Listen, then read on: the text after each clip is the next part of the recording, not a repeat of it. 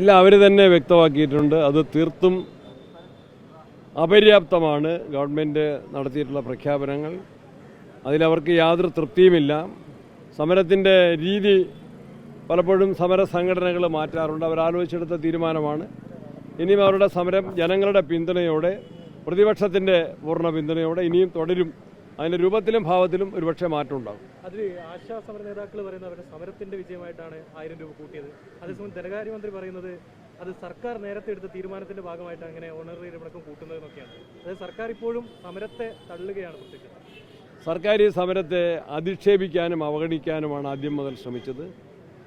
എന്നാൽ ജനങ്ങൾക്കെല്ലാം അതിന് പൂർണ്ണമായിട്ടും സമരത്തിന് പിന്തുണ നൽകിയിരുന്നു. പ്രതിപക്ഷത്തിൻ്റെ പൂർണ്ണ പിന്തുണയുണ്ടായിരുന്നു.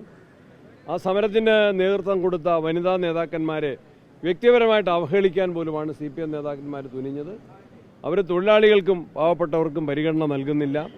പബ്ലിക് സർവീസ് കമ്മീഷൻ്റെ ചെയർമാനെ ശമ്പളം 4,10,000 വർദ്ധിപ്പിച്ചവരാണ് ആശാ വർക്കർമാരെ അവഹേളിച്ചത്. ഇത് അപര്യാപ്തമാണ്. അവരുടെ സമരത്തിൻ്റെ കൂടി പശ്ചാത്തലത്തിലാണ് ഗവൺമെൻറ് ഇത്രയെങ്കിലും പരിഗണിക്കാൻ നിർബന്ധിതമായത്. നമുക്കെല്ലാവർക്കും അറിയുന്ന കാര്യമാണ്. തീർത്തും അപര്യാപ്തമാണെന്ന് ഞാൻ പറഞ്ഞു കഴിഞ്ഞു. അപര്യാപ്തമാണ്. അല്ലാതെ എന്താണെന്നാണ് നമുക്ക് പറയാൻ മനസ്സിലാക്കാൻ സാധിക്കുന്നത്? ഗവൺമെൻറ് പറഞ്ഞ് ഇന്നലെ എറണാകുളത്തും പറഞ്ഞിരുന്നു, പ്രതിപക്ഷ നേതാവ് പറഞ്ഞിരുന്നു, രമേശ് ചെന്നിത്തല പറഞ്ഞിരുന്നു, കോൺഗ്രസിൻ്റെയും UDF-ൻ്റെ എല്ലാവരും പറഞ്ഞിരുന്നു. എന്തായിരുന്നു ഗവൺമെൻറ്റിൻ്റെ പ്രകടന പത്രിക സമയത്ത് LDF-ൻ്റെ വാഗ്ദാനം? ക്ഷേമ പെൻഷൻ 2500 ആക്കുന്നായിരുന്നു.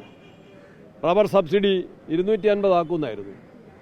എത്ര കൊല്ലം കഴിഞ്ഞു? 4.5 കൊല്ലം കഴിഞ്ഞിട്ട് തെരഞ്ഞെടുപ്പിൻ്റെ തൊട്ട് മുമ്പ് നാമമാത്രമായ വർധനവ് അത് ജനങ്ങൾക്ക് ഒരിക്കലും സ്വീകാര്യമല്ല, സംതൃപ്തമല്ല. ഒരു തെരഞ്ഞെടുപ്പ് സ്റ്റണ്ട് മാത്രമാണിത്. അതിനെ അത് അർഹിക്കുന്ന അവജ്ഞയോടെ തന്നെ ജനങ്ങളെ വിലയിരുത്തുമെന്ന കാര്യത്തിൽ സംശയമില്ല.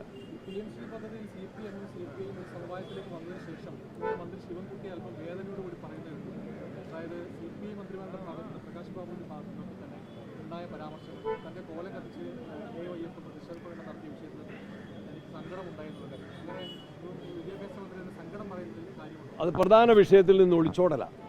പ്രധാന വിഷയം എന്താണ്? മന്ത്രിസഭയിൽ ചർച്ചയ്ക്ക് വന്ന ഒരു വിഷയം, മന്ത്രിസഭയുടെ പരിഗണനയിലുള്ള വിഷയം, CPIയുടെ മന്ത്രിമാരെ അറിയിക്കാതെ, മന്ത്രിസഭയുടെ അംഗീകാരമില്ലാതെ രഹസ്യമായിട്ട് പോയിട്ട് ഒപ്പിട്ടു.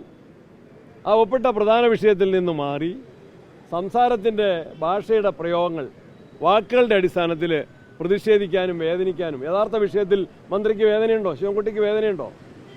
മാർക്സിസ്റ്റ് പാർട്ടിയുടെ പോളിറ്റ് ബ്യൂറോ പ്രസിദ്ധീകരിച്ച നയരേഖയിൽ തന്നെ ദേശീയ വിദ്യാഭ്യാസ നയത്തെ എതിർക്കാനാണ് പറഞ്ഞിട്ടുള്ളത്. പിണറായി വിജയൻ തന്നെ പ്രസംഗിച്ചത് അതാണ്. അതിൽ നിന്നെല്ലാം പുറകോട്ട് പോയി ദേശീയ വിദ്യാഭ്യാസ നയം ഗുണകരമാണെന്ന് വാദിച്ചതിലാണോ ശിവൻകുട്ടിക്ക് വേദന? അതല്ല, CPIക്കാരെന്തെങ്കിലും പറയാൻ നിർബന്ധിതമായ സാഹചര്യത്തിൽ എന്തെങ്കിലും പ്രതിഷേധ സ്വരം ഉയർത്തിയതിലാണോ പ്രയാസം? CPIക്കാർ മാപ്പ് പറയുന്നെങ്കിൽ ഞങ്ങളുടെ അഭിപ്രായത്തിൽ അവരോടാണ് മാപ്പ് പറയേണ്ടത്. CPMകാരാണ് മാപ്പ് പറയേണ്ടത്.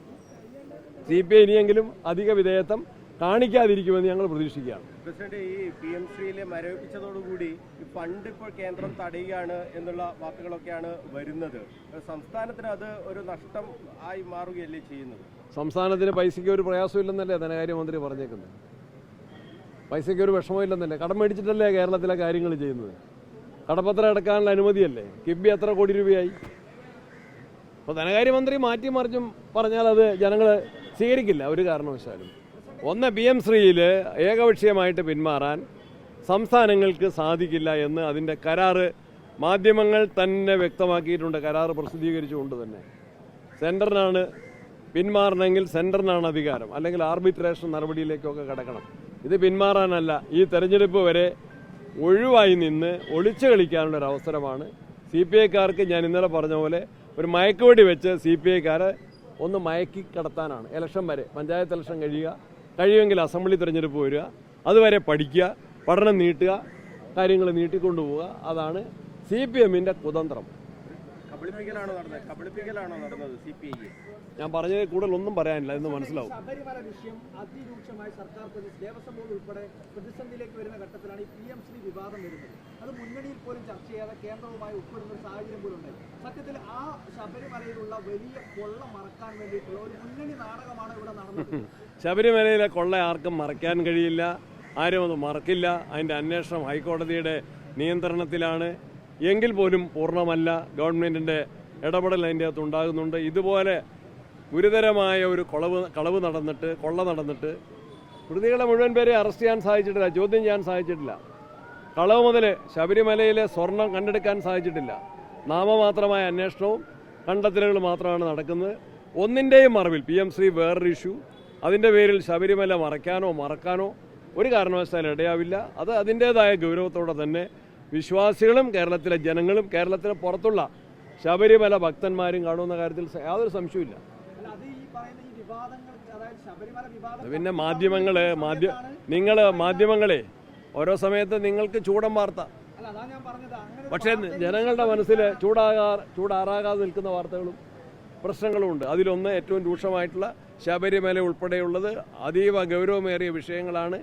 അതൊന്നും മറയ്ക്കാൻ കഴിയില്ല എന്നത് തന്നെയാണ് പ്രതിപക്ഷത്തിൻ്റെ കോൺഗ്രസ് പാർട്ടിയുടെ ശക്തമായ നിലപാട്.